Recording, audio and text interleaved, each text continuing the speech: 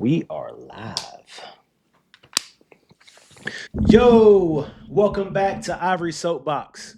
I'm Ivory, and I am currently on my soapbox.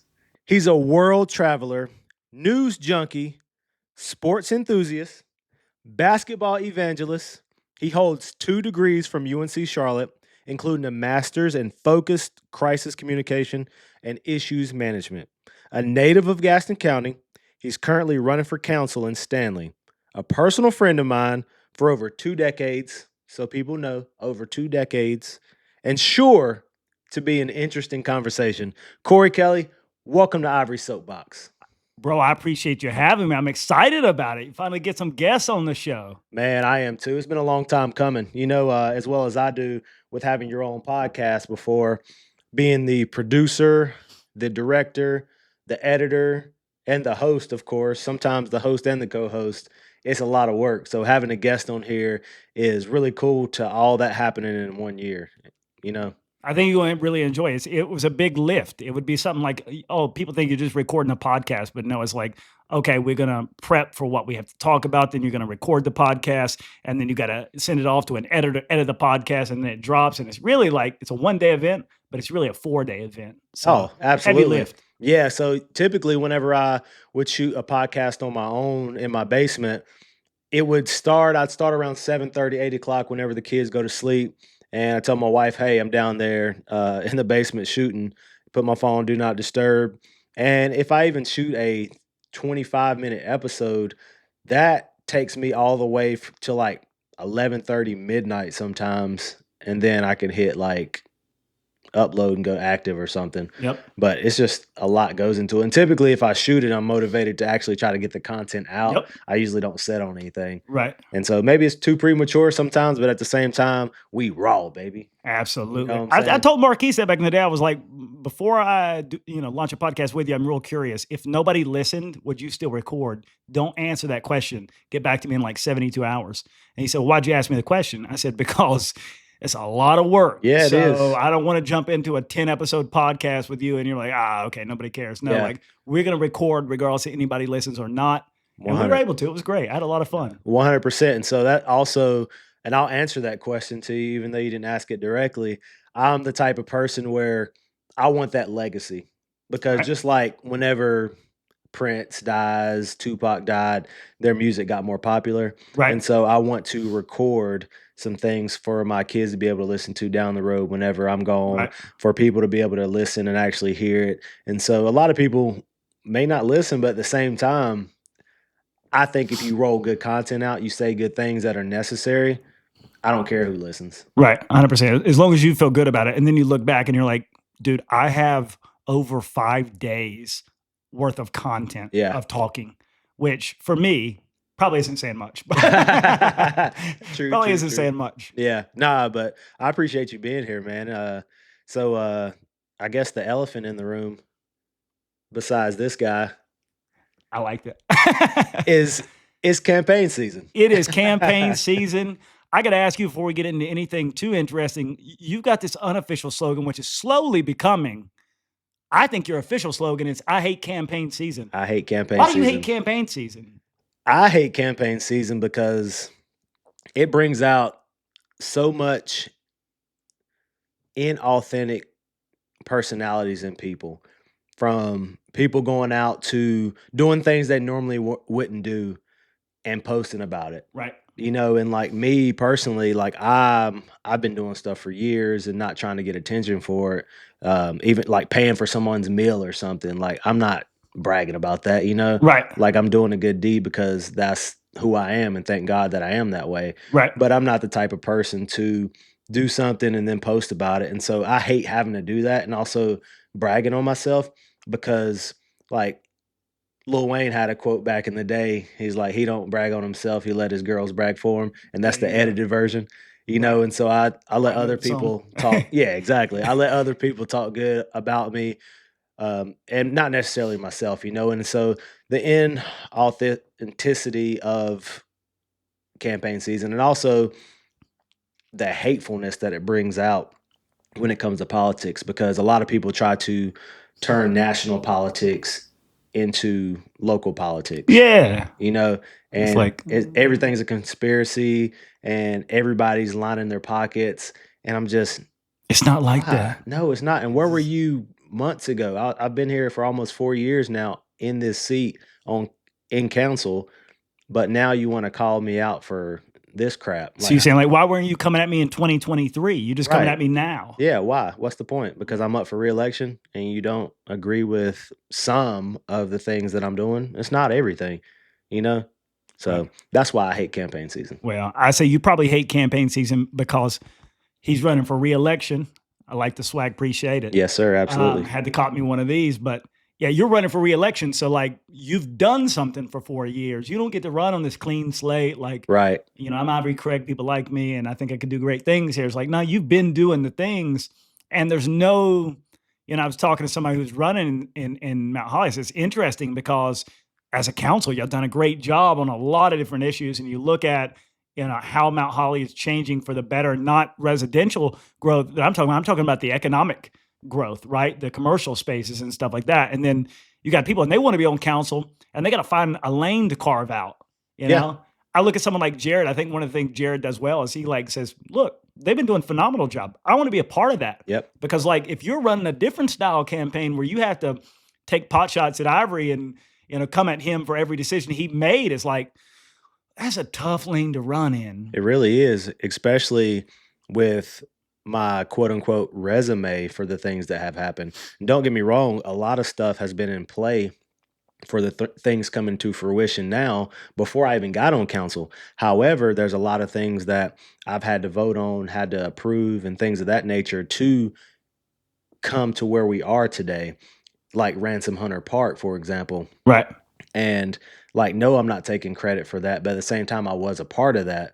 And so now you're just trying to throw dirt on my name for like all the decisions that I make based off of the things that you're saying online. Like, no, we need things to change, like pretty much saying we're going to undo things. And it's ridiculous, honestly. And so, like you said, Jarrett's running a great campaign. And that's kind of the campaign I ran in 2021. The hardest thing I had to stand on was the park bonds. Were we going to raise taxes or not to pay for the park extension downtown?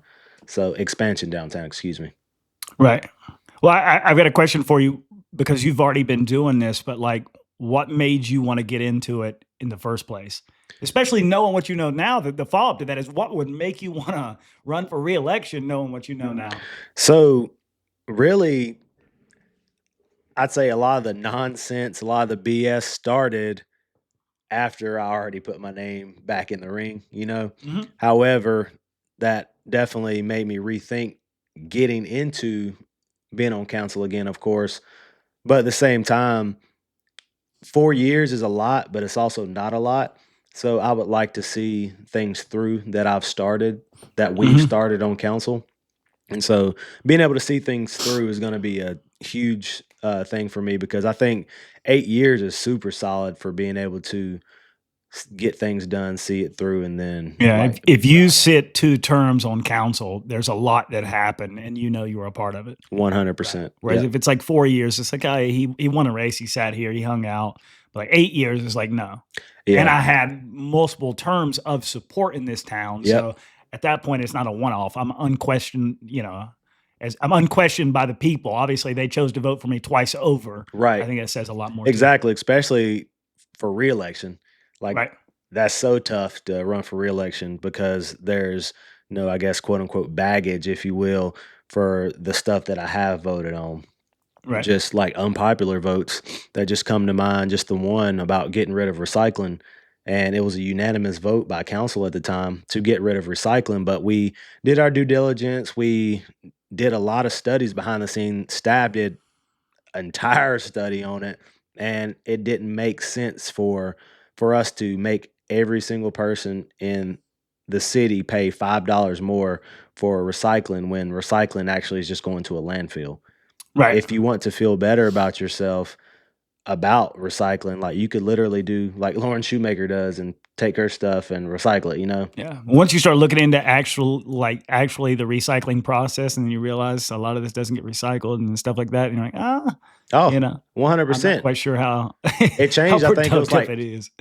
few years ago, I can't nail down the date, but China has stopped purchasing our recycling Right. from America. And so that changed the entire game for us. And so now Right. people are pissed off at us, but they hadn't done their research, even though it's been explained time and time again. But then someone else pops up and asks, hey, like, why did they get rid of recycling when it's been asked and answered Right. 14 times, you know? I So, feel that. let's go ahead and hop in on some Stanley stuff. I mean, with Whew. you laying on the beach drinking Mai Tais and just doing what you're supposed to do and traveling the world whenever you could. So, what brings you back to want to run for town council, city council I like in that. Stanley?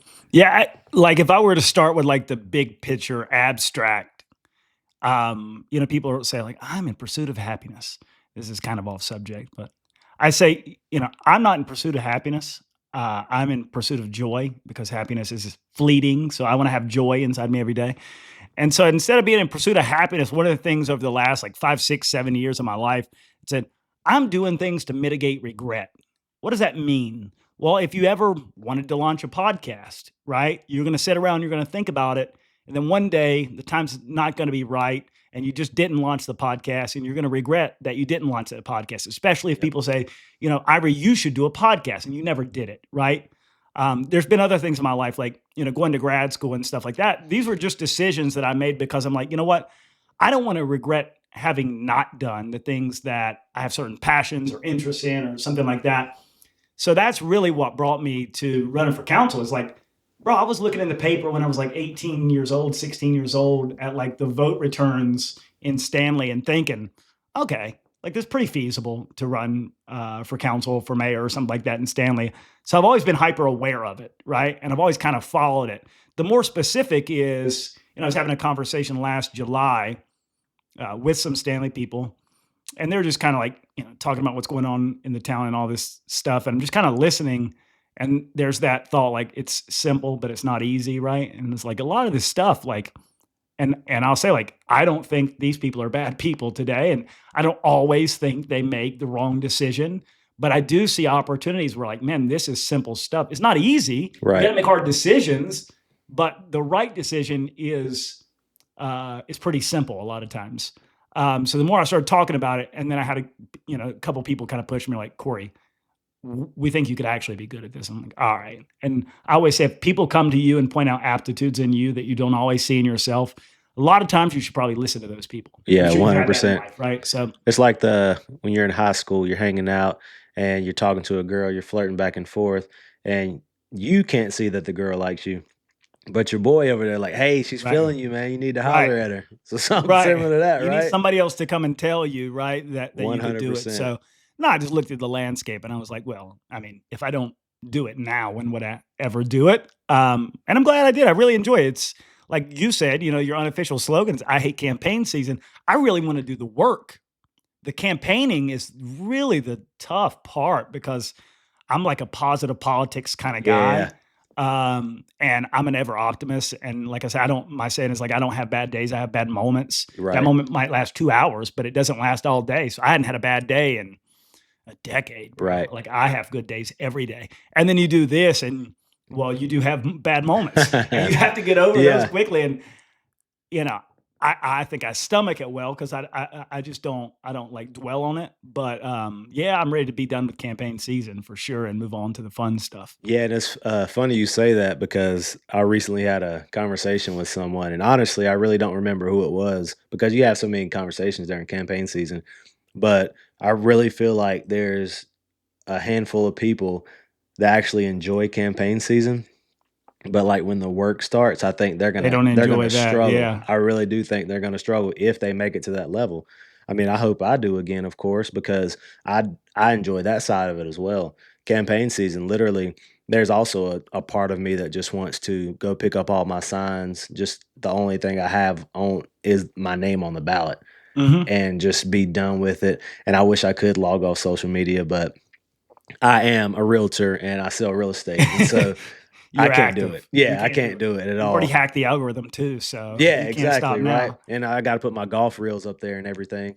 So, I mean, no, but yeah, campaign season, I hate it, and I'm glad you're part of campaign season this year because it's making a Well, lot of fun I for can me as well. empathize with you, and you've been Yeah. like a mentor along the way because you Yeah. see a lot of the stuff happening, and Oh you send yeah. me stuff, and it's like, wow, if I was going through this by myself with somebody who's not also in the trenches, like I kind of get you're a sounding board for it, you know, and you've seen Yeah. it, so that's kind of helpful. 100%. And so that's the part I have enjoyed, to be able to have somebody, a close friend, doing it in a close city, or Right. town. There you go. And then being able to just talk, and our meetings that we have like once a month, and being able to do this. I mean, Controversial meetings, I yeah, should say. Wow. unofficial, controversial meetings that we've Yeah. had. Pop up Yeah. and have a coffee with Ivory Craig, and it's a problem. Not allowed Yeah. to do that, I I know, guess. right? Which is crazy to me. Like, but oh, I forgot.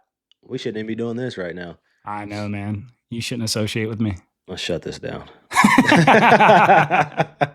God, I just forgot. Oh. Yeah. But no, man, I appreciate you being here. I don't want to ask, what are you doing for campaign season to get your name out there? Because, I mean, unless you want to tell us kind of what you're doing out there, but at the same time, it might be like low key. Right. No, it's free game. If you want to win the votes of people, you should be with the people, right? And I think we do something almost every single day, and that's the tiring part, Yeah. right? But yeah, we get out and we try to talk to voters every single day, in whatever form that takes. And I think ultimately, in a place like Stanley, it's kind of like, you have the whip in the U.S. House because Hmm. there's 400 some people, and they're trying to get them to vote on something, and you got to kind of whip them in line to get them to vote for that legislation.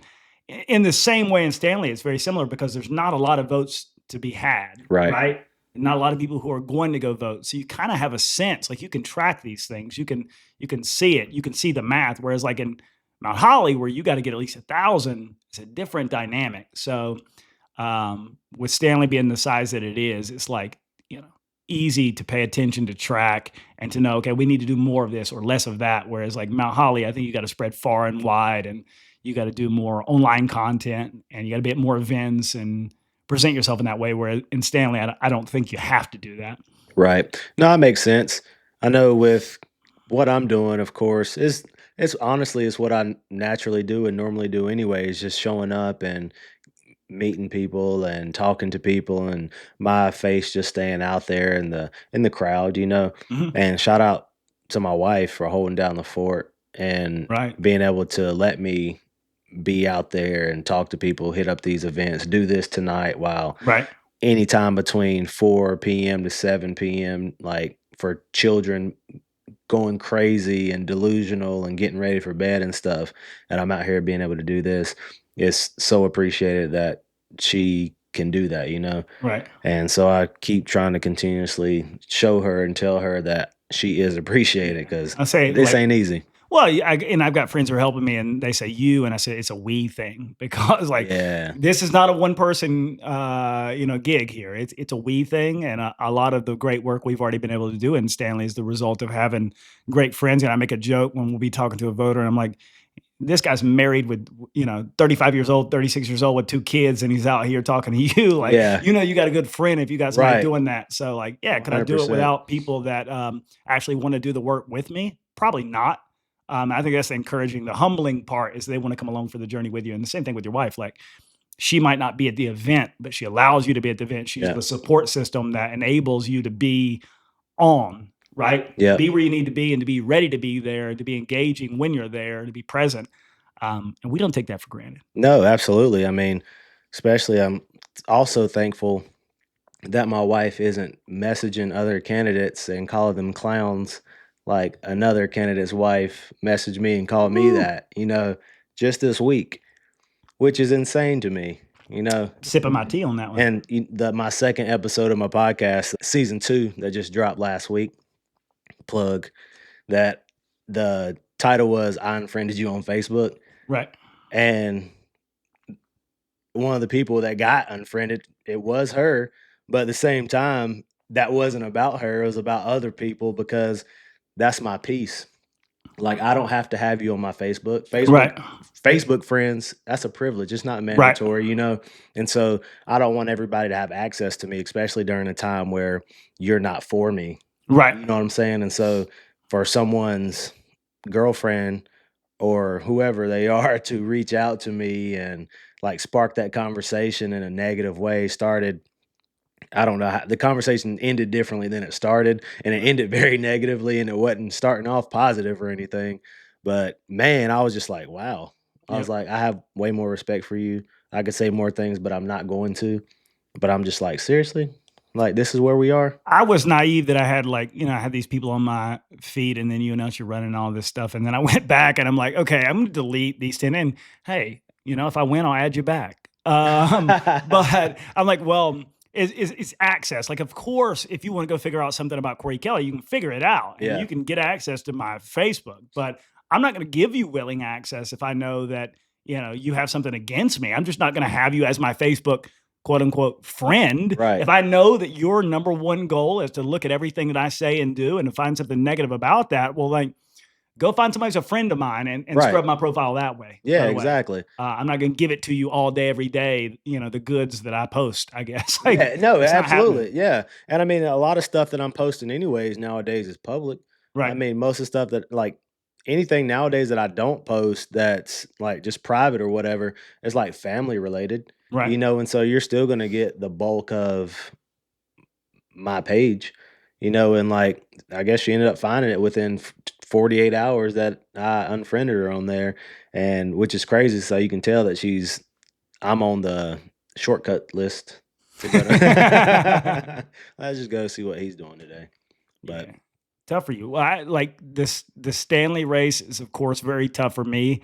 But Mount Holly with ranked choice voting, and you got 7 people, I believe it is, that want 3 seats, yep, and it's just like dog eat dog, and you're watching kind of these alliances happening. I'm questioning, and it's kind of a wannabe political strategist over here. If some of these alliances make sense mathematically, but they don't. um, as you're as you're watching it play out, I'm like, man, like, yeah, I've got my own race in Stanley. It's exciting. Like, I know the guy I'm running against. I like him. He's a cool guy. Over in Mount Holly, it's like, bro, Yeah, this is next level. And it's a bigger place. It's, people got a little bit more time, energy, effort, money to put into these things or whatever. It looks like, from what I see, it's not just like one person running. It looks like he got support of somebody else helping him. yeah, It's a lot more dynamic in Mount Holly, needless to say. So I've enjoyed watching your race yeah, just as much as, if not more than, I have enjoyed running my own race. yeah, Like I was at your candidate forum last week and I was having a blast. I was like, because yeah, I'm listening to what somebody says. I'm like,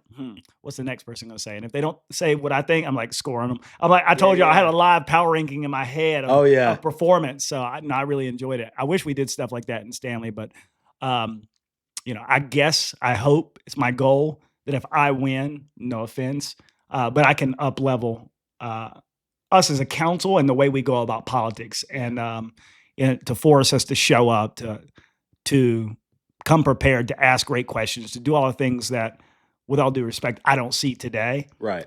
And Mount Holly, like, yeah, you got the GBA coming to host this event. We didn't even have a debate. I had to wake up at 7 a.m. on a Saturday morning to show up at a coffee shop. You know what I mean? And God love her, but a girl recording on her Facebook, Yeah, or she go on Facebook Live or something like live. that. Yeah, It's like, okay, man, is this important or we're less important? Because the right, perception is that Stanley is an afterthought. If you get to know it, it's obviously not an afterthought. right, Just the dynamics countywide of who lives there and who plays in Stanley is like, it's a lot more power there than you would think, but it gets treated like an afterthought. right. Whereas like the Mount Hollies, the Belmonts, the Gastonias, all y'all get all the love and attention. Sorry. It's tough. I know. It's the truth. So No, yeah. So 2 years ago, the GBA actually hosted more so a county-wide, more it was like a meet and greet to where Stanley was there as well because I showed up to events in support of a candidate and also wanting to stay involved, pay attention, things like that. And so, but I didn't like the way they done it that time 2 years ago because basically every single person from, I guess, around the county, or they would have two or three or four cities come in and get 2 or 3 minutes to speak. No rebuttals, no asking any questions or anything like that. You basically, me and you get a spill, and that's it. mhm. And so it was more so just meeting and greeting, and it was cool or whatever. But I'm more so like I don't want to show, especially I hate campaign season. When I'm up for reelection, I don't want to show up to any more meet and greets. Yep. I want them to be more so forums. I have one more like unofficial, official meet and greet that's like the big one countywide this Friday. And so Mhm. that one I don't count necessarily. But as far as any other meet and greets, if they're like with every single candidate, I don't want to do those. Like me and Lauren Shoemaker are doing one at Awaken Gallery tomorrow in downtown Mount Holly. Just come grab some t-shirts, come talk, ask questions, and just hang out with us or whatever. Right. Just kind of get to know us. But outside of that, like meet and greets, I'm through with. And forums, we have another one at Catawba Coffee, October 21st. I'm gonna do that, but that's pretty much it. That goes back to the dynamic between like Mount Holly and Stanley because like if you're not running, you have no clue how many things we get invited to or like things we get asked to respond to and all this stuff. And it's crazy. And I'm like, strategically, I'm one of those people that want to do it all, but strategically, you got to say, well, what makes sense? Yeah. And like there's always somewhere where you can be. And there's always Oh one yeah. vote you can influence. And it's Yep. like, well, how can I best spend my time to influence the most people and get the most reach?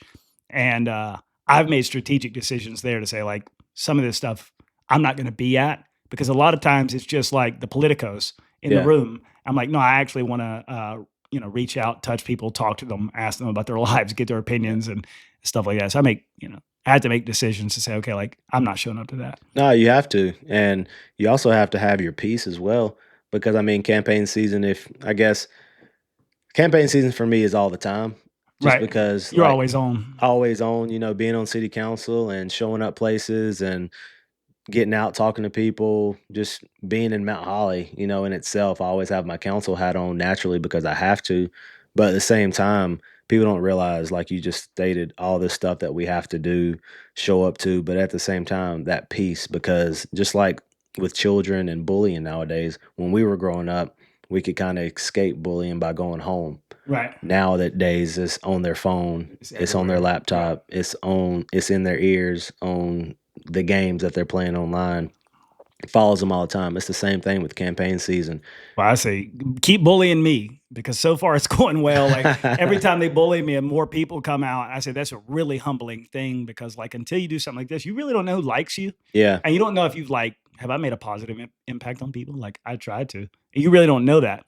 Then you do this and like somebody comes out the woodworks like, I don't live in Stanley, but if I did, I sure would vote for Corey Kelly. He's yeah, X, Y, or Z. And it's like, wow, thank you. You're a great yeah, person. 100%. So yeah, they come out with these fake accounts and try to say Corey's going to turn Stanley blue. My response, Yeah, I take a photo of my bookshelf. They're yeah, like, well, if you think I'm that guy, this is what I read. So probably right. not. Yeah, Probably exactly. not. But like I try to make jokes about it. I have to reach out to a couple people in my friends and family. I'm like, please just laugh, Yeah. enjoy it. Don't let it get to you because I think Yep. some other people close to us probably it gets to them more than it gets to us. We're like, it Oh, is what it is. Like, absolutely. I yeah. know my wife, she'll text the crap out of me like, "Did you see this? Like they're trying to say this about you and stuff like that."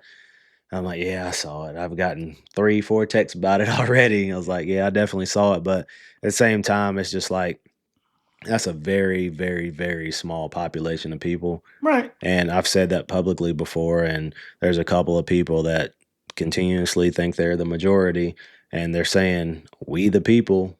You'll see how small of a population we are on November 4th when you're voted out. I'm like, all right. That's a weird thing, and I don't want to get into too much of it because there's a lot we can talk about. But it's like this idea that because your own council, there's this narrative that like replace them all, Yep. and it's like, I mean, y'all don't really have that many problems. Things are going well, I so know, like right? replace them all. I think they don't want to see the other side of that coin, whereas like. Lauren, really extremely intelligent, very articulate, really understands, got a great grasp of the issues. You want to replace her? Because I don't have a beef with anybody else coming after her. But, if you want to replace her, I'm looking for who that next level person is. What? And with all due respect, Yeah. I don't see that today where I'm looking at everybody and I'm like, okay, like of everybody running, somebody's gonna like one up her. Like, no, she Right. comes prepared. She's got notes. She knows what she's talking about. Got a great grasp of the issues. Like, you think Mount Holly, I don't want to weigh in on y'all's politics because I don't live there, but like you think you want to replace these people, like, Yeah. bro, what is the alternative? 100%. Because once you could, So once you could say all this stuff about the third grade standing on the lunch table screaming out recess all day, your friend's going to be the principal for the day, every single day for the rest of the year. But when it comes to after November 4th, when you put your hand on that Bible and get sworn in, and you can't bring the BS, you have to bring facts to that dais up there to be able to speak publicly for public uh, information Hmm. and it being on the record. You're going to Well, have to bring your A game. You can't just bring out these hopes and dreams and wishes. well, you just said something because, with all due respect, it's not exactly on the record in Stanley. They have like a template that comes out every month of the minutes. I think they changed 2 sentences. They don't record anything. So, a little plug for maybe where I might be able to help with my expertise. But it's like, how you figure out anything that goes on in this town. So they really do get to like kind of vote without any backlash, because a lot of people really don't understand how decisions come to be in Stanley, where it's like Mount Holly. We know what you said. We got it. We heard Right. it. You Yeah. voted on it. You're on record. And it's like, you'd have to go pull the records in Stanley and like look. And at that point, it's like, no, I want to see a demonstrative reaction on video of how somebody reacted, what questions they asked, how did they come to this conclusion. Right. We don't get that today. Um, And that's pretty wild. I mean, I I think know that can change. Stanley is behind the times or whatever, but at the same time, that's insane. That's pretty wild. Right. Yeah. People talk like you do. You didn't mean it as too much of a slight, but I mean, I always say like where you see, the problems, I see all the Oh, opportunity. yeah. Because you're like, well, we don't have this, or this is not going well, or this needs to be solved. I'm like, look at the flip side of that. Let's go in here and solve 10% of that. Right. Like, wow, he was productive on his time on council. Like, Yeah. you got a lot of problems you can tackle. I look at that from an optimistic point of view, which is like, okay, let me tackle some of these problems. Yeah. And I think that gets back to something, that I would do well. And, I've had some conversations with people in leadership, and like they've had a couple big kind of blow up issues. Like, what would I do different? We talk to people all the time, and it's the similar spiel. It's like, look, I would go, I would listen, I would learn, say my piece, I would vote, and then I'll probably just go in line in the next like 48 hours and say, here's what we talked about. Here's how I feel about it. I'm curious your opinion. Yeah. Not deleting comments. I'm not blocking people. Whatever you want to get in the comments, call me short, bald, fat, ugly. Like, you can say all the stuff. Like, I'm not saying I'm the Teflon Don, but I'll be all right. You can say whatever you want to say. And I think what that would do is, when I say like level up, is like, no offense to them today, but like, if everything's on the record, then you show up with a different tact and a different energy and a different preparedness. And you're not performative, but you're on a stage where you want to do well and you want to make sure that you understand the issues, as opposed to like, I got to be here once a month. Let me show up at 6 p.m. If I don't ask a question, we get out of this meeting quicker. Yeah. Well, that's an important question that I see that you left on the table, that yours truly, I'm probably asking that question, Have to be to. fair. Yeah. So, And that's needed. That's so necessary. Right. And I know Jeff Meadows on Mount Holly City Council does a phenomenal job in asking the tough questions.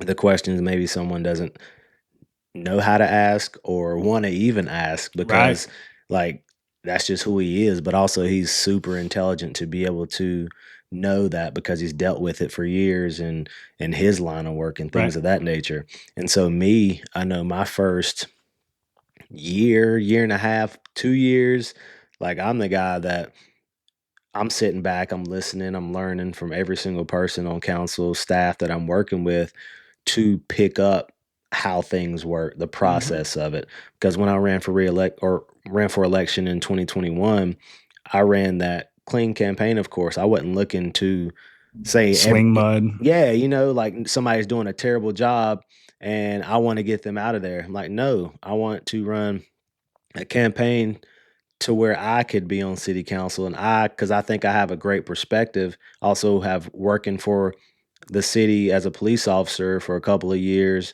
and then having relationships still with people on that work for the city, and being approachable and being a guy that has a super unique perspective because of that, but also because of my natural demographics that you could just naturally see. Right. And so being from Mount Holly, of course, that helps. But at the same time, I'm one of those people that I want people to like me, but at the same time, I don't care if you do. Right. And that's a hard pill to swallow for some people. As you see why you don't get a whole lot of people running for city council. Close to 20,000 people in Mount Holly, 7 people are running, and I'll let other people do the math on how many are actually good candidates. I get, there's like online trolls or whatever, like, why are you running? Blah, blah, blah, blah. And just a bunch of hate. And it's like, you could have ran too. Yeah. You could sign up. You could take this. You could deal with all this nonsense if you wanted, but you didn't do that. Since you know it all, since you got a degree or something. Yeah, it's like, bro, first of all, it's not for everybody. We don't really enjoy this like you think we would during the campaign season. We're not here to put our name in the lights. Some of us are not. And then you're like, why you make a choice to run? The seat was open. The seat was open. Somebody got to sit there. Why can't I sit there? I'm like, I think I have a couple of the aptitudes that might add value on this council. 100%. One of them being able to read contracts and understand clauses. But I mean, and negotiate like crazy. Maybe. I mean, I do it for a living. I think I might be able to help. I don't know. Yeah, also, you don't want anyone running unopposed as well. I said that at the GOP event when we all spoke that day, and the only person of like 20, 25 people to not ask for the endorsement. Yeah. Wasn't getting it. I completely understand. I think I said that I had a better chance in front of the whole crowd. I said I had a better chance of walking out, going to the BP and winning the lottery than I did of getting the nomination from the committee before me that day. But I wish that was on video, by the way. Oh man. Yeah, I wish that was on video. That was really good. Yeah. That was like that would have went viral low key. That was really good. I was proud of you. That was solid. Extemporaneously on a Saturday morning, no notes. By the way, Zeke, Chris Byers told me today that Corey Kelly's going to be on the podcast using words like T.I. I was like, facts. He is for sure. I was like, Corey. Try not to. I was like, Corey's smart as crap. So no. I think I appear as smart. I have a saying that I give to my buddy. He's heard me say it 1,000 times. There's 20,000 types smart. I was in the middle of writing what became like the research paper of the year in undergrad. And my buddy, he goes, dude, you're smart. I said, dude, I'm intellectually smart. I'm not actually smart. Yeah. Like, there's 1,000 types, 20,000 types. And we get home from Club Atkins or Atkins Library. It's like 4 a.m, get back to his apartment, and he has an iPhone completely taken apart and all the parts. And he's a mechanical engineer. I think he's actually doing stuff like they're launching rockets for some company that he works for now in Colorado. It's like, nice. Wait, what did you call me earlier? You said I was smart. Like, right. I was like, what are you doing over here? Oh, I'm replacing some parts in my iPhone and putting it back together. Like, dude, you're a freaking genius, bro. Yeah, 100%. I say a word every now and then. You're like, oh, you're intellectual. No. It's like my phone's not turning on. I'm going to buy a new one. Yeah, I'm not putting my car back together. I tell you that. No, at all. Heck, no, if I take off one thing on my car, I'm gonna need help. Shout out Quinn's, because that's why I'm taking my car. You. And Stanley. I'm not that guy. Yeah, you got to know your aptitudes. You got to know what you're good at. You have to know your limits. But yeah, so being on city council as well, it's a really cool thing. It's really fun, and I didn't realize you got paid to do it whenever I was actually running the first time. Then they told me, I was like, oh, okay, that's cool. Like, how much do we get paid? They're like, it breaks down to like $7,800 a year. I'm just like, sweet. And that was around the time also right before that, my wife got a Tahoe because we had like 2 kids at the time. I was like, okay, mathematically, that'll pay almost her car payment. I was like, that's cool. Like, that works out. Right. Like, extra income. But at the same time, for what we have to deal with and what we do, like, I kind of broke it down to being more full-time, because campaign season is full-time. Campaign season is full-time. Yeah, and you break down to like 40 hours a week. It's like a little over $3 an hour and y'all have to make less. Yeah, like 7,200. Around the same. 7,200, yeah, 600 exactly. less. Yeah, so, I mean, it's awesome that we get paid, but people treat us like we are full-time and get paid $100,000 a year, $200,000 a year, right. And so that's the toughest part about it. Now, my goal is to lean in and be more involved than I see certain people today. Like, I want to be more involved. I got time. Like I said, I ain't got no kids. I got a lot of free time outside of work, as long as I can work and go to the gym. Other than that, I got a lot of free time. So I definitely want to lean into it. But if you think that somebody is running for council to get $600 cash every month, you have lost it. And not only that, like, there is a cost associated with it. Unless you just want me to show up and look like a scrub, right? Like, you have to take your clothes to the dry cleaning. Yep. You go to like the state events and stuff like that because you need to. Why? I think that, by the way, that was your best moment from last week. Yeah. And I'm going to misquote you. So take it with a grain of sand here. But it's something like this. They're like, how are you going to work with regional partners to drive economic development and solve some of the needs that are in Mount Holly? And people answered the questions the best that they could.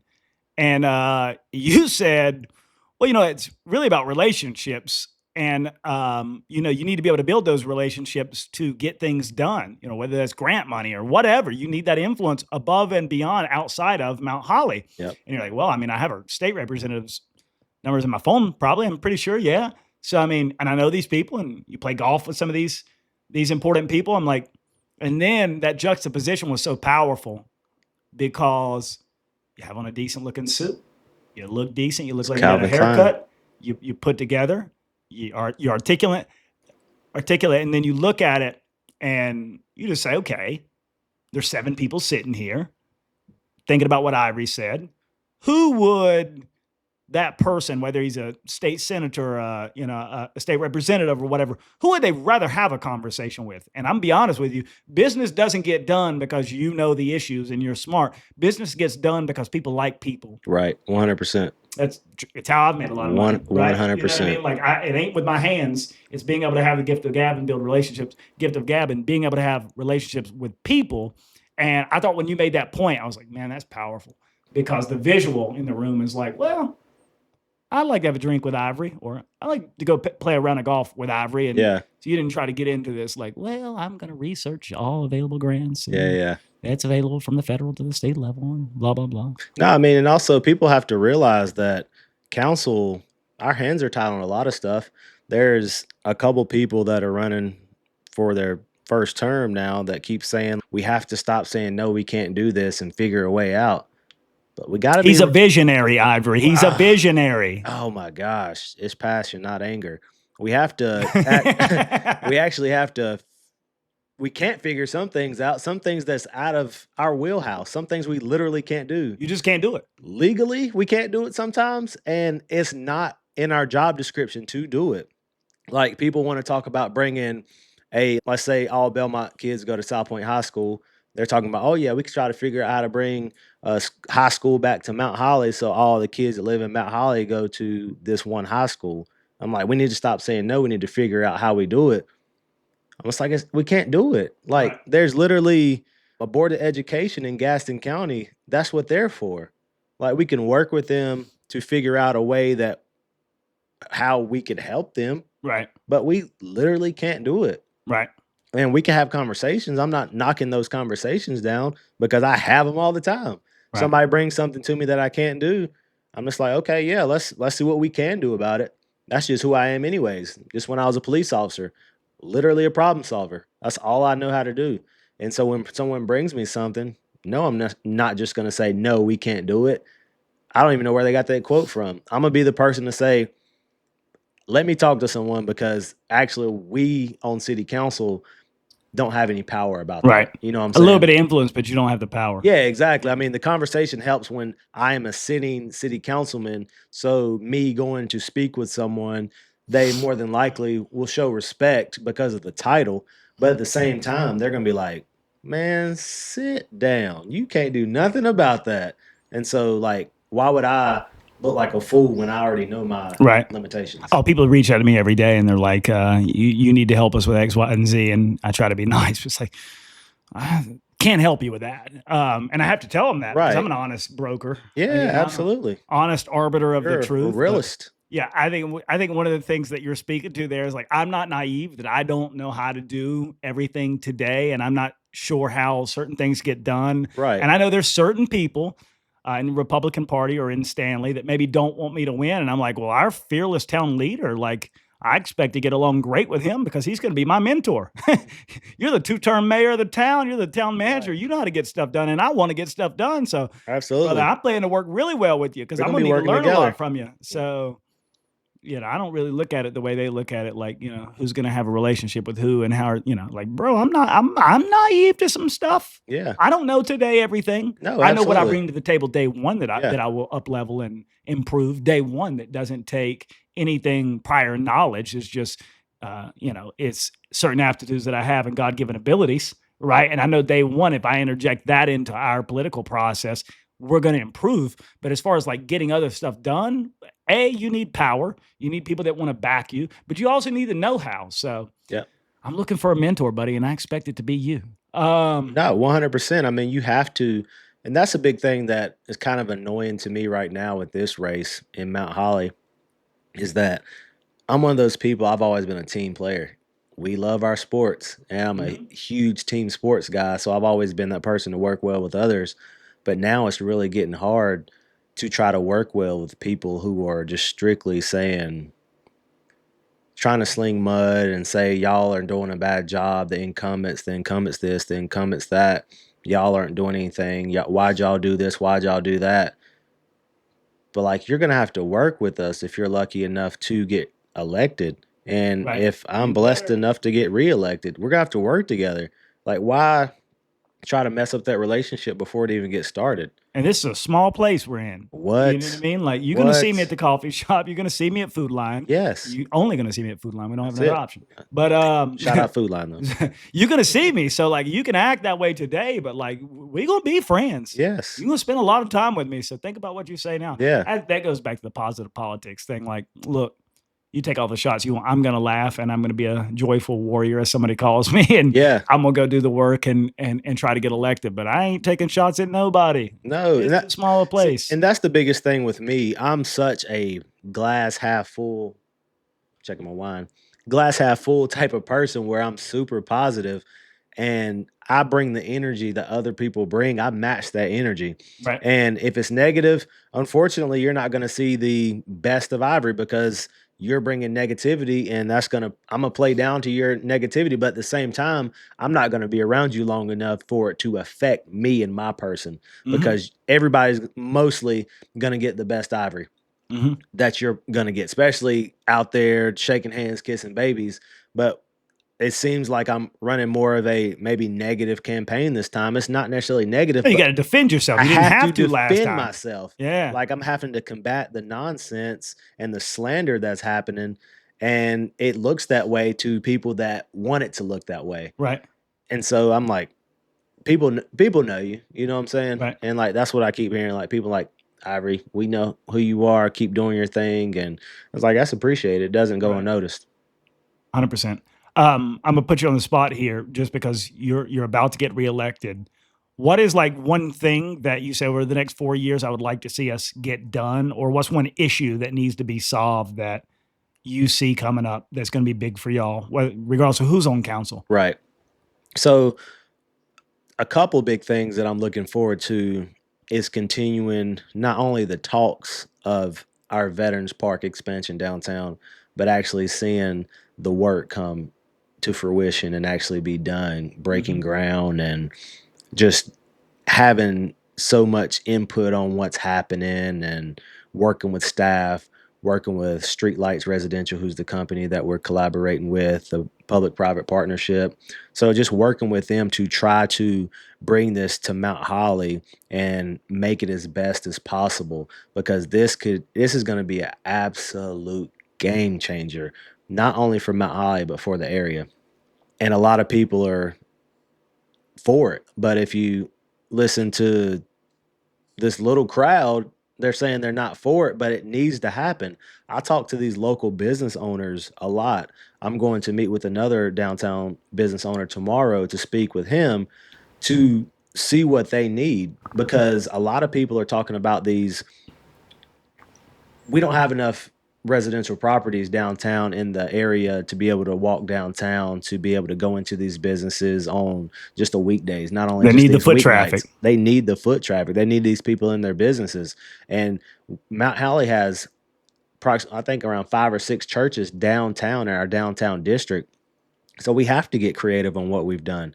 And so for this park to start the process that we're at, it's a big deal for sure. If you consider Belmont, they have their park, kind of the nucleus of their downtown. It brings in so many people, outsiders to it, but it also has a crap ton of residential Right around it. around it. Yep. And so people are just walking, pushing their babies downtown, going for Love to runs, see it. going into businesses, stopping at the coffee shop, sitting outside, having a drink, reading a book outside. That's the stuff that I see from Mount Holly that's actually happening.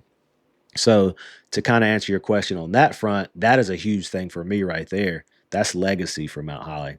And Right. then also, hopefully, coming to fruition is going to be Old Mecklenburg Brewery. They are just, we did another extension, one more extension for Is them. that I heard about that like forever ago. What's going on there? Yeah, so I think everything happened like 4 or 5 years ago, but it's just been COVID happened, and then they ended up opening another OMB somewhere else, and so they had to get financing. So the bank finally approved their financing this time, and then someone else said that they were going to have to spend $1.5 million more dollars on the project, and they said, "Hold up, wait a minute," and then they stepped back, and then they found someone else to do it for less, and so they're asking for an extension to try to get everything up and running by next summer.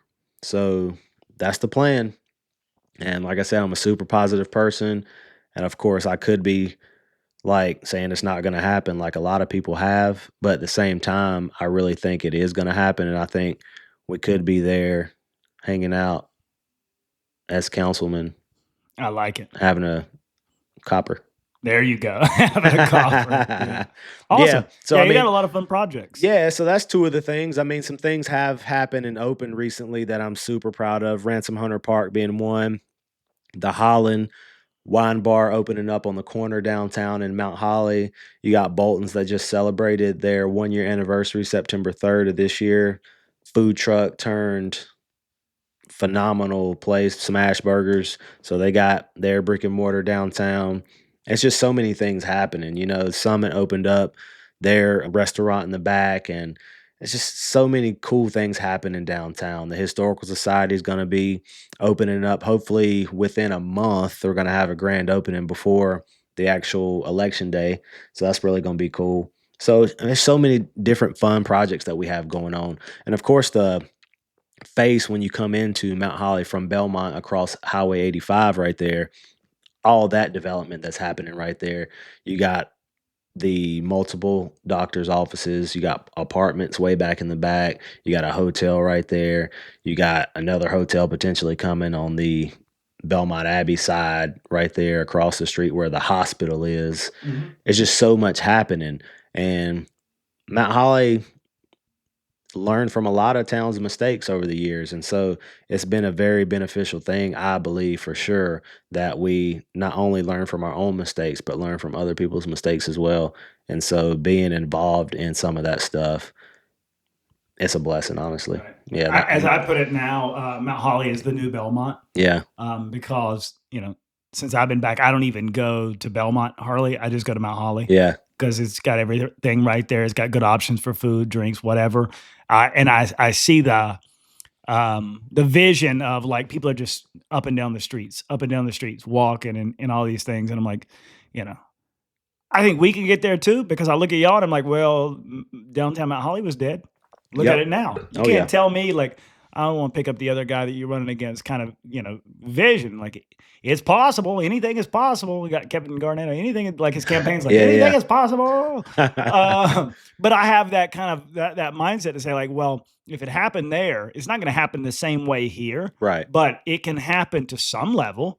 And matter of fact, if you don't believe it ever could happen, get out of the way Right. because I believe it can happen. And even if I fail in my belief and my vision and my effort and my work, if I fail, great, I failed. But you didn't even believe it could happen. And Right. you had no desire to see it happen. Yep. So get out of my way. And if you fail on the record. There So you people go. know you tried. Oh, yeah. Know you were I'm going to be there. doing a lot of things on the record. So On the record. it's going to be very, there's a lot of secrets that go around about the way they get stuff done in Stanley. And I think that's probably like, I don't really think they have a problem with me. I think they have a problem with the kind of transparency is a buzzword, but accountability that I might bring because I'm such an open and transparent person Yeah. that the way you do things now in closed session, with crazy clauses and stuff like that. Like you realize if I get in there, you're probably okay. This guy, he's gonna have a comment. Like, Yeah. yeah, I'm probably not gonna be the one that gets ran over or treated like an idiot. So, not to say other people are. No, I I get think it. that's why a lot of people are kind of against me because they're like, well, we don't want somebody like that. He'll put it Yeah. on Front Street. No, accountability, everybody needs it. And I continue to preach about that as well. And like all these slanderous things that come out from like one dude online about Mount Holly stuff, I'm just like, yeah, I love accountability, but at the same time, you continue to open your mouth and make these posts, You a knucklehead. you a knucklehead, son. No, I And see those. I know exactly what name that is that you're talking yeah, about. exactly. And I'm just like, dude, like, okay, closed sessions are legal. You know what I'm saying? Right. You can't vote in closed session, but closed sessions are definitely legal to No, be they're able to legal, yeah. talk about negotiations and things of that nature. But at the same time, I'm just like, everybody thinks that we're just having in Mount Holly, not everybody, just that really small group again that thinks we're just lining our pockets, using their terminology, and just doing all this conflict of interest stuff. And a big thing for me, so working with a builder in Mount Holly. So obviously, everybody knows I'm a realtor in residential real estate, I had no clue. right? And then so this builder that I work with, he builds homes, or sometimes I help find land. He builds a house on it, then I sell the property, market the crap out of it. And then he ended up buying a property with me, ended up wanting to rezone the property so he could build two properties on and keep the actual commercial property there, but just split the land up, subdivide, and then rezone it. I'm just like, I'm going to recuse myself from that vote about the rezoning. So I spoke with the city attorney, spoke with city manager, told the mayor, told council publicly, everything's on the public record, say, hey, I could potentially Have an interest in this. benefit from this because if they rezone it to these properties, he builds them. If he doesn't sell them on his own before they go on the market, then he's going to have me list them. So I said, I need to recuse myself. Right. I recuse myself, no big deal. And then, like the same builder, he has a commercial side as well. So he ended up putting in a request for a proposal for the historic downtown building. Used to be City Hall. Historical Society was in there. End up getting chosen by staff. Staff put together a committee to choose out of 3 candidates to buy this building. And I asked if I needed to recuse myself, but the city attorney said absolutely not, and wrote this 2-page memo stating that I didn't have to because I'm not going to be benefiting You had no from financial that. interest in the property. Yeah. Exactly. Like, simple as that, right? And by the way, when they pick one of the 3, they want to pick the best one for the town, by Yeah. the way. And if he happens to be the best, that's not a certain financial interest for you. There's no good old boys club. He's going to do the best with the property, and that's why we want him involved. Right, Hello? exactly. And then the handful of people are talking about, okay, well, he's getting it for less money than the historical society came in at. But at the same time, he also owns the building next door, and he knows that building, and he knows the inside and out, and he has the money to be able to renovate this building. He knows about the asbestos, the mold, the lead-based paint, the mildew, and You like, sure do. yeah, Realtors. exactly. All that stuff. He has a plan and sent in that plan for everything that he was going to do, and like had a plan for like all 3 levels. And then someone else came in that only had a plan for maybe 2 of the 3 floors or 1 of the floors. And so staff gave him the highest rating. City council had nothing to do with the ratings of the 1, 2, and 3. We were presented that information, and of course we make the approval at the end of the day. But at the same time, I was going to go with staff's recommendation because honestly, I do a lot because they make a lot of sense whenever they recommend something to us. Yes, I question their recommendation sometimes, and sometimes I don't because I do my homework before our council meetings to see if I need to question it or if it's the right decision. And we have a phenomenal staff in Mount Holly, and I appreciate everything that they do.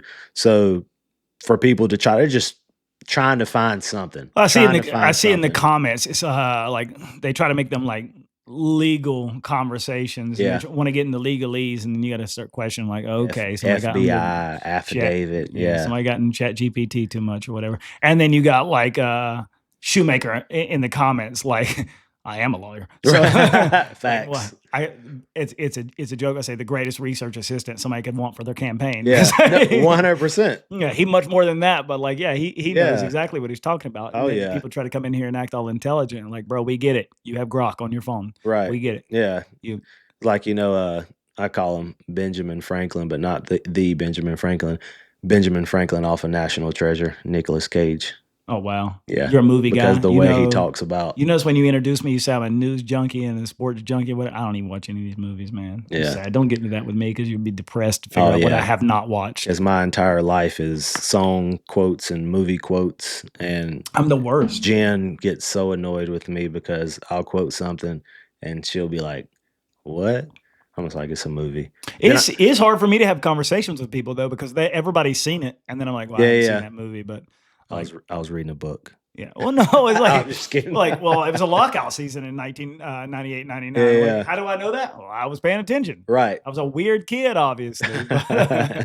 Judge me for it. What we got next on the agenda? Yeah, I was thinking about how you came back to Mount Holly. You're from Mount Holly, and you went and you spent some time in California. Yeah. You did that for some time with Zeke, the boys out there. Alon, Andre. You came back to Mount Holly. Did that kind of change? Like, would you spend some time away? Did that change? Like, okay, this is how I see the world now, or how I see myself, or how I see myself in the world? 1000%. Such a cool experience. And I love that we have that to be able to travel, live somewhere, and then come back home, Mm-hmm. And so it changed so much for me. I mean, I literally turned 21 2 to 3 months before we moved to California. So you couldn't tell me anything. Tell nothing. I literally got an opportunity to go out there. Shout out Alon's mom and Andre's mom. She was so gracious to let me go out there and move with them. And I didn't have anything at the time going for me besides going to Gaston College at the time. But I was like, in the semester was May. And I was like, we're moving out there, I think like June or July. So I'm just like, say less. And Right. people weren't even saying less back then. But I was like, say less. We're going, And so getting out there, worked at Best Buy, and just getting to see the world from such a different perspective than being in Mount Holly. Seeing the world without humidity. Yeah. Oh my gosh. Having the back door open without gnats and stuff running in and out of the house. And that weather, like I could wear a tank top in the afternoon and then have a hoodie on at nighttime by the pool. Well, we had a pool out there, being 21, 5-bedroom house. Literally couldn't tell me Tell anything. her to get out of town. Y'all are having some fun. She literally was always out of town. She worked out of town like 3 to 4 days out of the week. So it was just a 20-year-old, 21-year-old, 22-year-old, and a 23 or 24-year-old in that house together. Yeah, y'all wild. Wilding out. Yeah, I was just curious about that because I remember that you did move away and then you came back here and you kind of planted all your roots here, and I think that has like, I don't know, that's a formative time in your life, a formative experience, and you come back and you're like, okay, I kind of know a little bit more about why I like Mount Holly, for instance. Yeah. You know what I mean? I think, we grew up where we grew up, and people like, like whatever, North Carolina, whatever. And then you leave and you're like, well, we have the mountains an hour away. Yep. We have the beaches 3-4 hours away. We got Yep. a lot of good beach options. Where we live, we got direct access to Charlotte. We got sports teams, and then you see all these people moving here. Like, dude, we live in a great place. Right. When we were young, but then sometimes it takes going away and coming back to see it from a different vantage point. Absolutely, man. Whenever I got back, it just opened up my eyes and gave me a new swagger and outlook at life. And when I was out there, I considered you didn't need a new swagger, so you got another new swagger. Yeah, exactly. They gave me another swagger to come back with, but came back in skinny jeans. Probably had some fans on. Exactly. Skateboard. Skateboard B over here. Yeah, but I went out there and came back, and I was actually going to try to do LAPD when I was out there. Okay. And a lot of people don't know the story, and there's not much to it really, but I was looking into it, but it had a waiting list a mile long at the time. Because this was 2009 when I was out there. Yeah, so it had like a 2 to 3 year waiting list when I was out there, pretty much, to try to even get your application pulled. But yeah, after like 2016, when everything went crazy, it seemed like, for law enforcement, yeah, it definitely wasn't as long then. But Right. yeah, so I mean, there was a guy that I worked with at Best Buy. He said he was on the waiting list for like 2 years, but they like finally called him back to like start the process of trying to go through rookie school and stuff. So it was pretty cool. When I was out there was the first party we went to, insane, right? So it was a huge backyard party, and literally an LAPD helicopter flew over the party, and it was probably 100 feet above us, like with the light looking down on us. Like it was insane. I'm just like, Wouldn't what have the? happened in Mount Holly. Yeah. No, Yeah. I'm like, what is actually happening Right. right now? I'm in a movie. Yeah, it legit felt like it. And then they kept it pushing. I was Right. like, I don't know why they did that or whatever, but also gave me thoughts on why LAPD has the numbers on top of the police cars, because a lot of times helicopters have to drive around and they can call the numbers out of the cars or where you're going, stuff like that. The more you know. The Learned more you something know. New today. Every day. Yeah, that's it. Every time I drop the kids off at school, I tell them to learn something, because my dad, he told me the same thing whenever he dropped me off at school. Little things like that stick with you. I was homeschooled through 7th grade, so maybe that's why I didn't learn too much, but only one of 6 kids to go to public school. I think that says a lot about me. I'll let y'all read into that. Yeah, and it's like get this boy out the house. Get this boy at the house. He ain't Yeah. doing nothing in here. So with you, it's kind of the same question. You living this cool life that I was living through you, to be able to see your post online, because at the time when I moved to California, I don't know, for some reason, like people wasn't into my post as much. Maybe it was just jealousy or something. It's a lot of jealousy. Yeah, man. Like whenever I saw your post and stuff, I was super happy for it. I'm like, look at my boy, And so kind of go into that a little bit for me. No, I think the point that you just made is what's funny, and I ain't got nothing against nobody, nor do I care, and nor am I like posting this or that because I like need you to love it or something. Right. But in the travel community, it's like they become your family, because they might be 20, they might be 50, but we all made a concerted decision with our lives. We all sold our cars, our houses, or like picked up, put stuff in storage, and like so they become your family.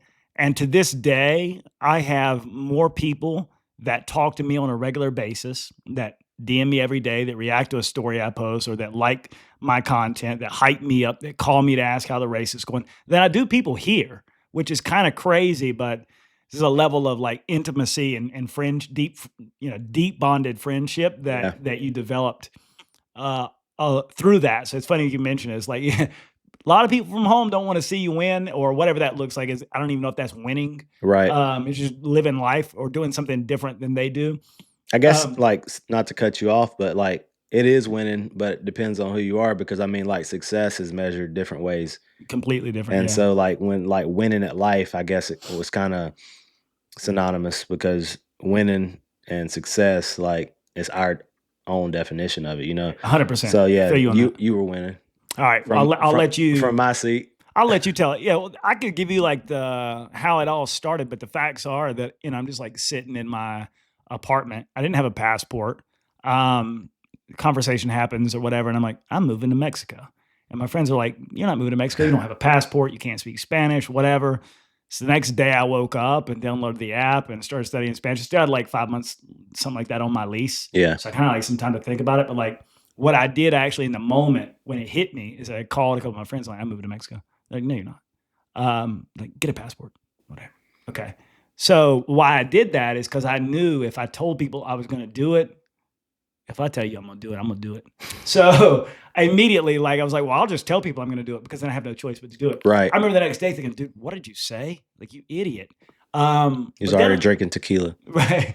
Then I woke up the next day, I started studying Spanish, and yo hablo en español. I'm basically fluent now, which is kind of crazy. Okay. And I'd always, by the way, wanted to be fluent in another language, and I never knew if there's a path for me there. I'm like 30-something years old, and I'd taken Spanish classes and stuff, but I didn't actually realize Can you say vote for me? Votos para mí, porfa. Hey, what he said. So la verdad. And so yeah, I woke up, made the plan. I moved to Mexico, and I'm living. And then there was the joke, because at the time me and Marquise were doing a weekly podcast. Yeah. And there's the joke between my friends, is he going on an extended vacation? Will he be there for 30 days? Will he be there for 2 months? And the max vote was and by the way, shout out Marquise and Jay Black, 2 people who early on, I ain't putting nothing like. I ain't gonna say this guy won't do anything Yeah. because, like, if I say he won't do it, then he'll definitely do it. And I don't even know if I want him to do it. So I better not Right. even put it out in the ether because he'll do it. Let's talk about it, but not tell him about it. Right, Yeah. exactly. So the top mark was 3 months. And I got there and I was having a blast. Keep in mind, I don't know anybody. I don't know the culture. I don't know the language or whatever. And I think it was really formative for me because, like, I already have like a lot of like self-confidence. I already know who I am, pretty self-assured, but like same thing. Like, you go to California, you don't know anybody, you don't know how to get around, you don't know where anything's at. You got to start a whole new routine. You got to find a place to work out. You got to figure out where you get your beard trimmed. All these little things, and you got to do it, in my case, in another culture and with another language. And I fell in love with it. But then I was there for like 3 months, and about 2 months or so in, I'm like, bro, I've got short-term leases. I already got my stuff in like bags, like just pack it up. And I would, like, every time I moved to a place, I would like donate bags of clothes or whatever and just buy new stuff. That way you didn't travel with anything. And I'm like, all right, well, like, I've always been interested in like Pablo Escobar in Colombia. Like, let's go look into that. So I go to Colombia, come back. Obviously, I met my now wife while I was there. So that's that. Come back and like, I had done like Cartagena for a month, and then I flew to Medellin for the weekend with this great Israeli guy that I met. Now we're still great friends. I still talk to him like once a month, by the way. And he was like, dude, let's go to Medellin for the weekend. I'm like, okay, cool. So we go to Medellin for the weekend, fly back to Cartagena. And then when I went back to Mexico, and after that month or so, I'm like, dude, I'm going back to Medellin because that was incredible. This place is amazing.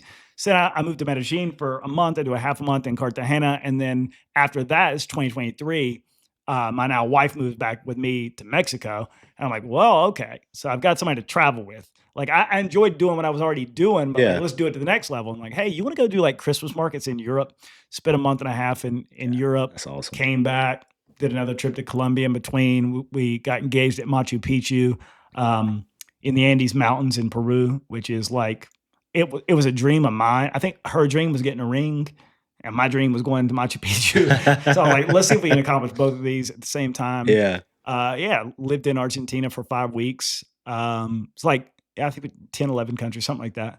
And it's like, no, it was the greatest decision I ever made with my life, bar none. And it wasn't because like I didn't love here.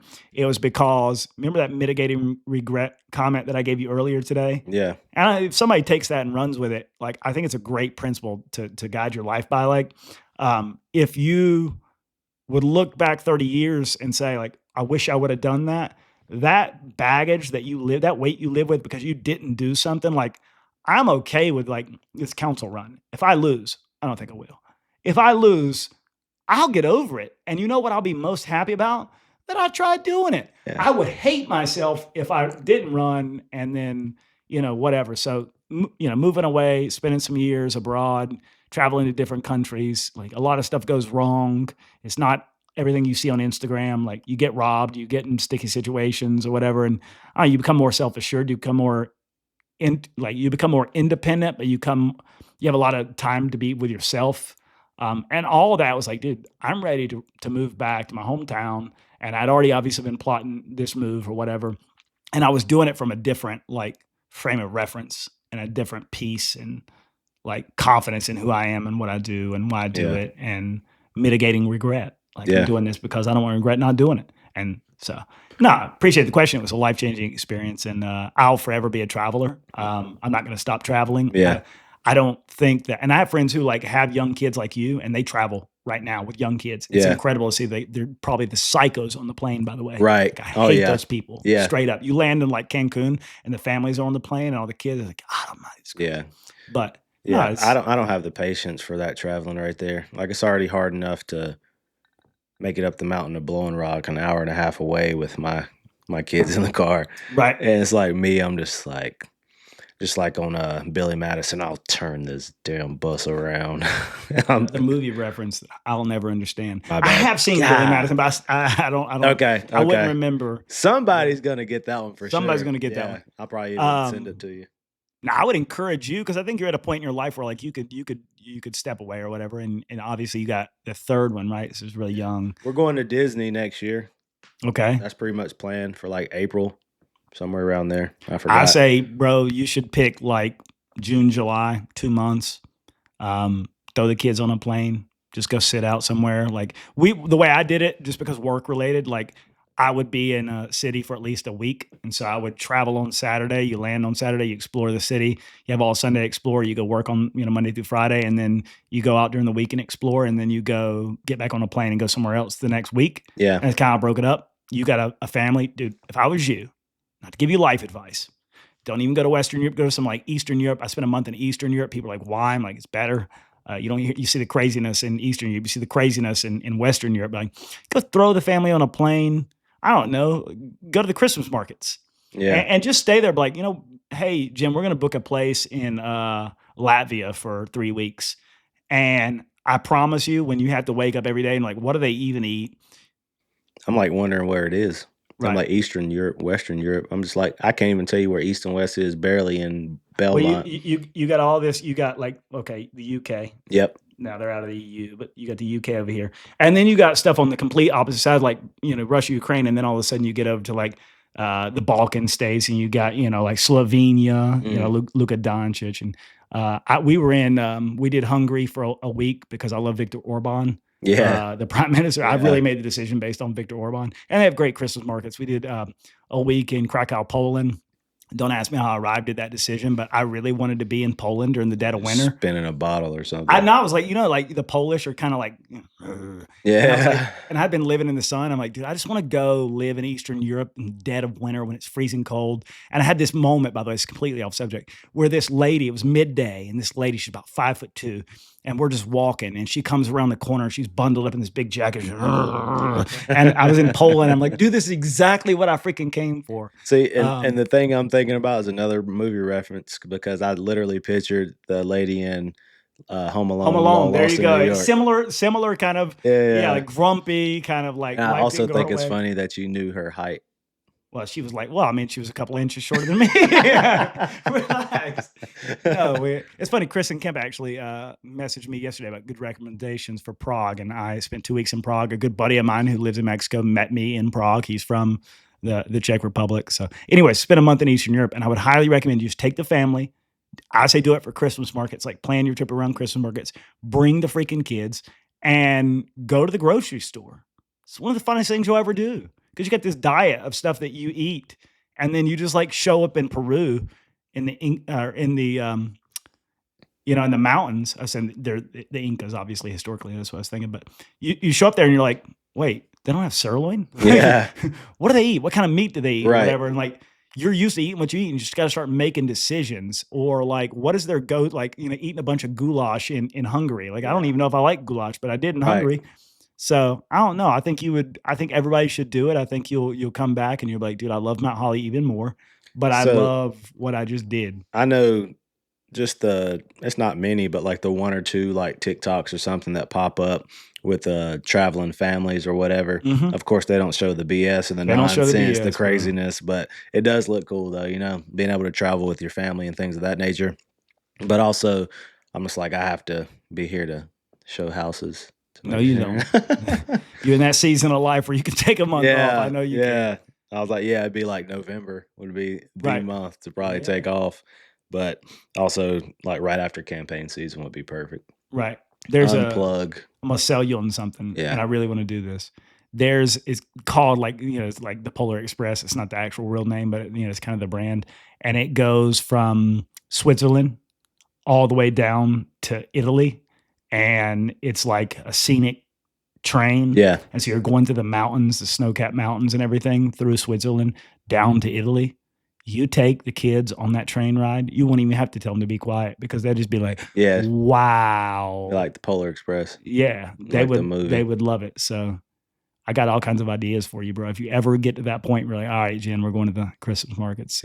I legit think I will be there probably when banks, and I pray to God daily, weekly, that I'll be able to experience. I'm not going to hold off and then wait too long, but experience the traveling. But also, I'm the person that has to wait till my youngest, the third, is like at least 5 years old. Bro, you don't 4 have to, years bro. old, maybe 4 years old, because having 3 kids is a beast. Bro, I think they're in Monaco, and I don't know why they're in Monaco right now, but they're in Monaco right now, and they have Their second one is not to, for sure not to.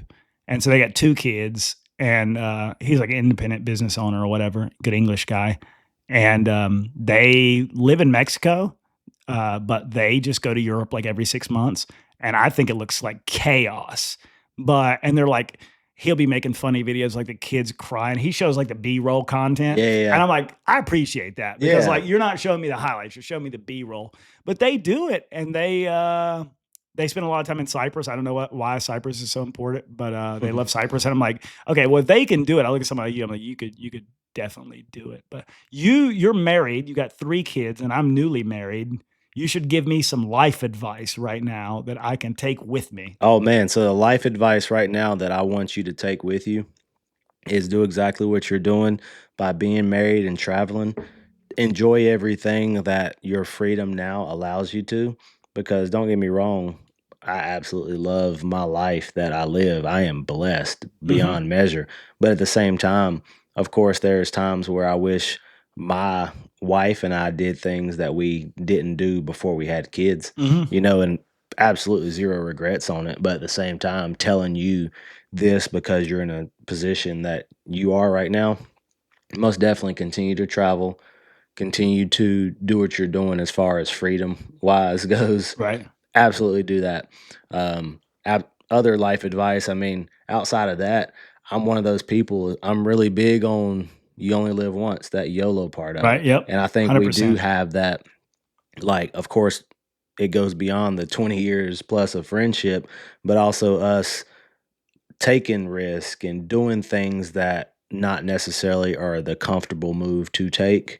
Right. And so just having no regrets about stuff, because Right. I want to look back on my life and say, okay, oh yeah, I bought that. I bought the 1990 Bronco. I had the classic car. Right. I'll get another something down the road, but I had it in my younger days. You I didn't regret it. I'm not the old guy driving the Corvette. Right. Like, I'm young driving the car. Maybe it's costing a little bit more money than I wanted to, and I don't have the $1 million in the bank or something. But at the same time, do it now while you can enjoy it. You know what I'm saying? Do it now. Yeah, Yeah. because I mean, later on you might not get to Right. enjoy it at all if you put it Literally off though. too much. So I think just doing what you're doing, having no regrets. Yep. It's No regrets. another movie Yep. reference if you get that or Oh, not. I don't get it, but I'm familiar. I don't get the reference. Yeah, but yeah, I mean, that's pretty much it. I mean, just enjoy each other, Right. because like a lot of times, like when you get married, a lot of time goes into the kids, and not being able to just drop something and just do what you want to do. Right. You have to worry about the kids and scheduling and everything. And believe me, like I said, it's an absolute blessing. Like, I love taking Penelope to dance and watching her dance, and Tatum playing soccer, and gonna be doing flag football here soon, and just different things. He's playing soccer right now, and I'm the head coach, Oh and so yeah, wow. and Oh so wow. I mean, there's life that is amazing here that 100%. traveling can't do anything for. No. But at the same time, travel and doing stuff like that, absolutely do it now. Yep. It's funny you mentioned that because she went to Texas for a couple weeks. It was great timing. Her sister had just had like their 3rd kid, Yeah. and we got all this nonsense we're dealing with. And I'm like, go to Texas for a couple weeks, hang out. And so she kind of helps out with the 3rd kid, that way, her sister can get caught up around the house and stuff like that. And she sends me a message, like 3 photos, AI generated photos, and it's her with this AI generated belly, and she's like holding the kids. She got like 4 other kids around her. Like, I'm saved in her phone from like day one as Bruh. el papá de mis 10 hijos, the father of my 10 children. And that's what I'm in her Yeah, phone. the lady And in so the then I shoe. see her out there with the baby, and I'm like, oh, she's getting baby fever. But Yeah. no, for us, it kind of did go like you speeds things up because when you travel with somebody, you really get to know them because you see them in like really. You can be rich, but if you travel and you fly first class, like you get to see other sides of people because Yeah. things don't go like we missed the flight in Amsterdam. Wow, we had to spend 2 more days in Amsterdam. I wasn't mad about that, but Right. like things go really wrong. So we got a great chance to know each other through that, and I feel like we know each other better, and our relationship is stronger because like we've survived some of the worst experiences you could ever imagine. I'm like, Yeah. all right, that's great. But the kids thing, bro, you already beat replacement rate. I say there's 2 scorecards. This is a joke, people. The 2 scorecards is the national average for a marriage is 7 years. You beat that. Yep. So you beat that score, and the replacement rate, that being you and Jen, y'all are 2 people. So you want to grow the population. So you need to have 3 kids. So you beat that one. Man, So I stay above average, baby. there you go, above average. So I have a long way to go to beat the national average in years of marriage, and I have a long way to go. Well, I mean triplets, but I ain't putting that Right. juju on me. At bro. least 9 months. Yeah, you got a long way to go to get caught up. So Yeah. on that, I do on that front. So you already knocked it out. Heck yeah, good for you. Yeah, we definitely didn't realize, like, not at all. Sometimes I have this, I don't know if you call it an epiphany, but just weird because I've always looked at Jen. So Jen's 40, I'm 37. So she was always that beautiful, sexy girl driving. She drove a like drop top Mustang back in the day. And I would see her driving and out and about and stuff, like picking up her sister. And I'm like, man, like she's it. You know what I'm saying? There's a bad joke here, but go ahead. Yeah, and then so like just looking at her and seeing like her, like, and we became friends over the years. I would invite her to my basketball games, even though she had a boyfriend at the time on AIM and stuff. You wasn't worried, were Like you? come see me ball, you know what I'm saying? Right. Like the rest will take care of itself. And then we just continuously became friends, and I don't know, it's just one of those things where I like slowly wooed her.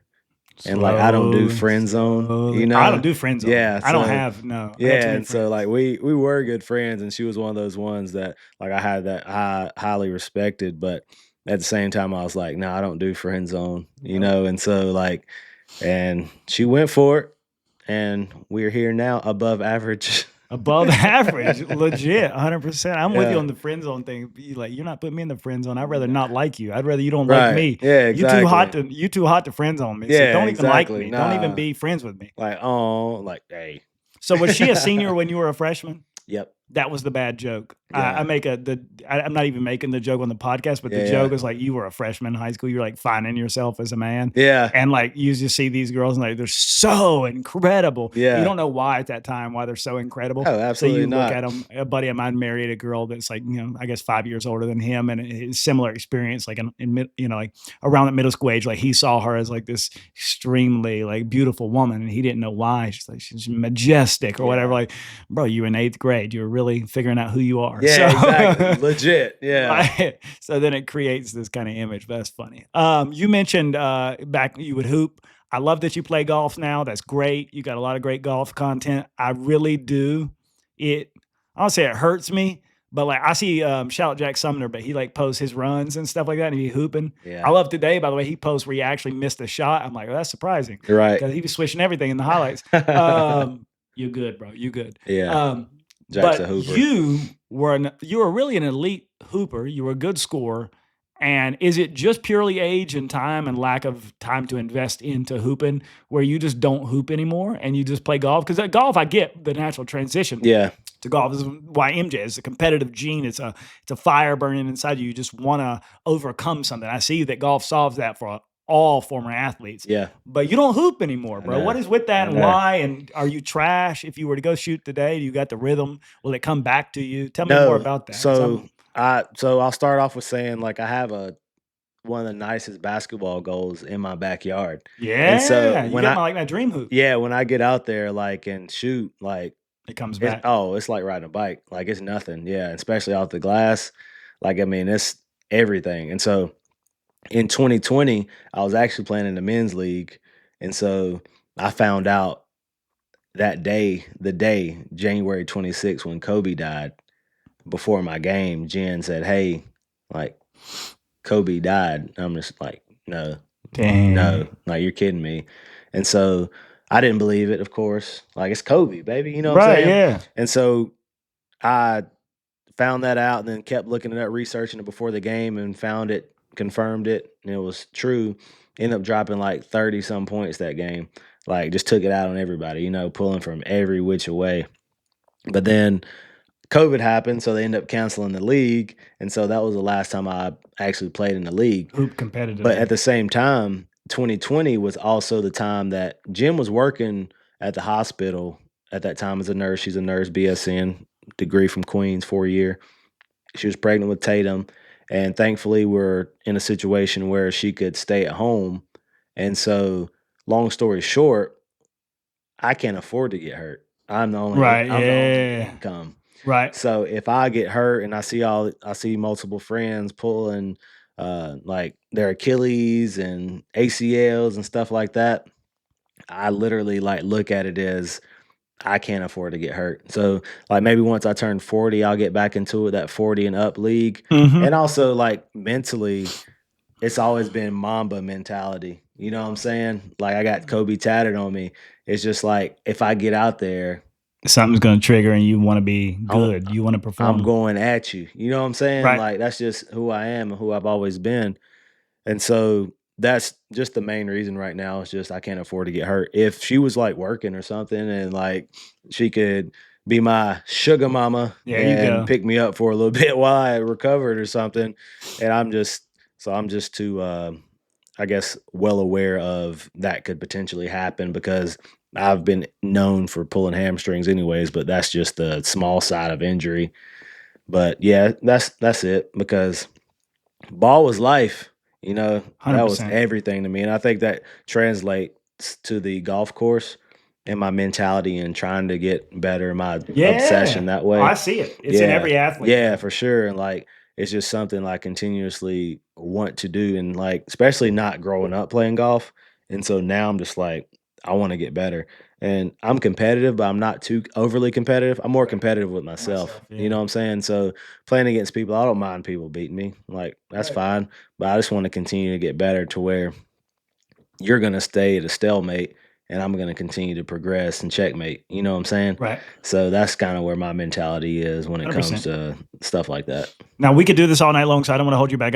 There's always good questions every time you say something. I'm thinking, oh, that's a good question. But I was actually thinking because I look up to certain like how you got to look. You looked up to like people above you, Oh like a yeah. couple years older than you or whatever, and you're like, sometimes you end up as it happens. You're like, we turned out better than them. We were like shooting to like kind of follow in their footsteps. We turned out better than them. Yeah. You're a good example of somebody like you're 2 years older than me and you've kind of hit your stride in life in a lot of different ways. It's uncontestable. He won't say it. We don't need him to. We know who he is. He needs no introduction. But at what point did you? So you were a police officer.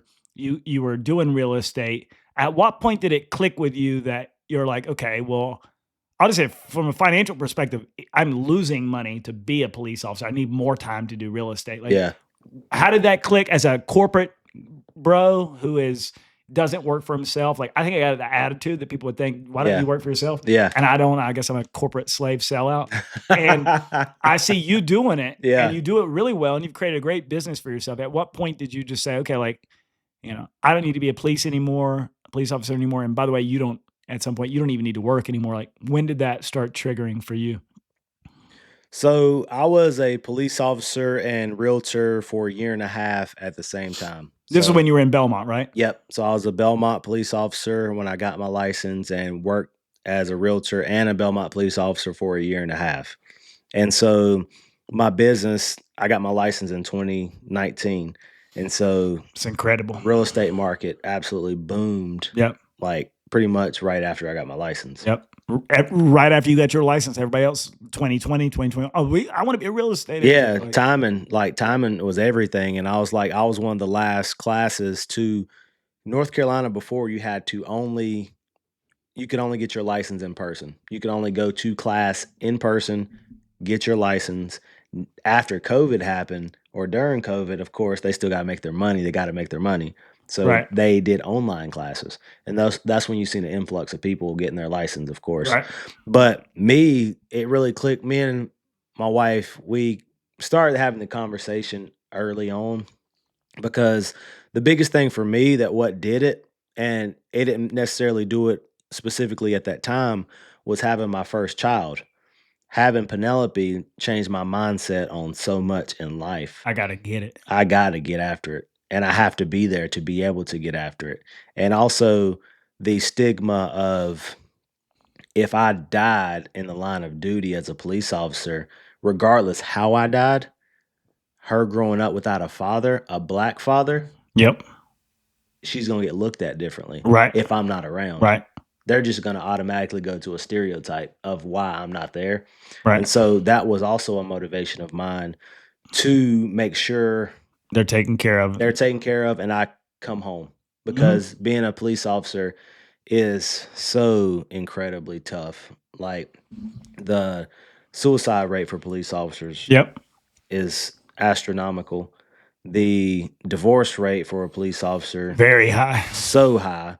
And so it's just a stressful job. And I told a couple stories this past weekend to friends, and they're just like, how the heck did you do that job? And people don't know those stories. And like, I've told a couple, of course, cool podcast stories, but at the same time, I hadn't told my investigative stories, Right. Where you see some stuff and yeah, deal with some absolutely. stuff. I Yeah. tell people all the time that Mount Holly and New York City being the largest police department in the world, have the exact same crimes. It's just less crimes happen in Mount Holly. Wow. I gotta take the trash out. Oh, you good. So just less crimes happen in Mount Holly. So going back to the question, it just clicked kind of when I had a child and also getting married and seeing how expensive things were. And me and my wife putting each other on a budget, saying, okay, you can spend $100 this week and I can spend $100 this week. And so I'm just like, That's not your lifestyle. no, it's not. Right. It's not. And I never grew up that way. Not saying like my family was rich or anything, but at the same time, You didn't think about money like that. I didn't think about money at all. And every time I wanted a pair of Jordans, my mom went and waited in line for me every Saturday morning at 7 a.m., 6 a.m. Mom, you know what I'm caused saying? this today. He's got an addiction. You caused this. What Kevin Durant say about his mom? What? You the real MVP. You the real MVP. KD Trey 5 the GOAT. Yeah, 100%. And so that's kind of where my mindset was. And so shout out my father-in-law too. He would come over and watch Penelope. Jim was working full time.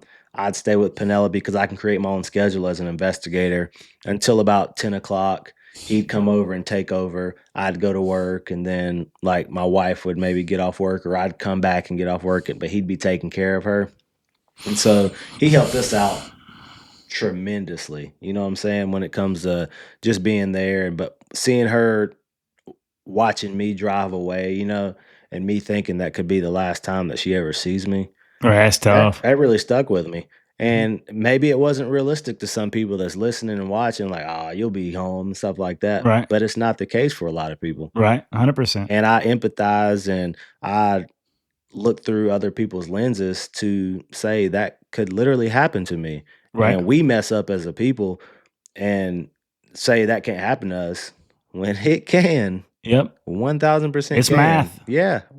So like with me, thankfully, God blessed me to be wise beyond my age to think about things, not just now, but for down the road. And so I had to come up with a plan because Well, you came up with a plan, but really the impetus of my question was like, you didn't just come up with a plan, you executed it. Yeah. You became, there's a lot of people who do real estate. They don't do it well. Right. Or God love them, they do it, but they are not hyper successful. Well, the biggest thing is you just churning it out. Like said it, you didn't just make a plan, you executed. Right. And you probably executed above your wildest I don't want to say your wildest. Oh, yeah. Because like you probably have sites that, for yourself that you said that maybe the average person doesn't because you're like that. You're him. But there's that point where you're like, okay, well, like this is going crazy. Well, people want to work with people they like, know, and trust. That's a fact. And I try to be all of that. I try to be a likable person, an approachable person, like I stated before. Running for council, somehow stayed likable. That's crazy. Right? It's insane. And like, know, and trust. And so people naturally know me. I'm like, how do you know that person? I'm like, it's Gaston County. Like I've partied with a lot of people back in the day. And that's how like all these different high schools, like we've networked that way to where we know each other now, see each other. And I'm so proud of so many people that I grew up with. But people don't realize, I mean, in high school, that's where you meet so many people and and then you meet someone that knows this person and they speak good about you because you didn't do them wrong. And the people that you trust became a police officer, but also didn't burn any bridges in the background. And that's benefited me because people know that I'm not trying to screw them over. Yep. You know what I'm saying? Like a couple people might think that now being in politics, because like I said, it naturally rolls over from national politics and conspiracy theories, but I'm not trying to screw anybody Right. over. I want what's best for people. I think everything you just said about how you made it big in real estate is actually the cool part about like what we're doing with our campaigns. Cause like you did all this stuff when you were like 16 years old. You were nice to people. You cared about people. You were humble in your own ways and doing things to put other people in a good place or whatever that may be, whatever, word you want to use for it.